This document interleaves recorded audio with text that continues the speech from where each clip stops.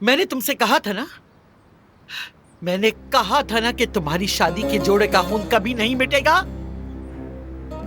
तुम जब तक हमारे साथ रहोगी, हमारे खानदान का खून बहता ही रहेगा।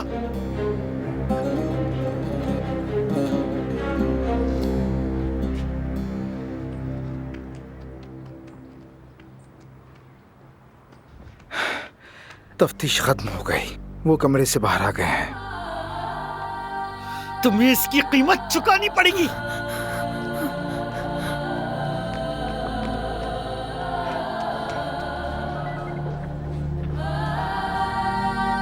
अदनान बेटा, क्या तुमने वाकई उसे मारा है? नहीं दादी जान, मैं कभी किसी की जान नहीं ले सकता।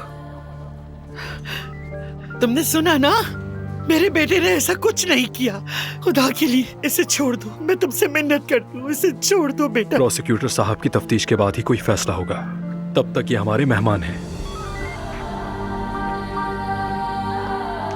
मैं तुम्हें निकाल लूंगी, वादा करती हूँ तुमसे।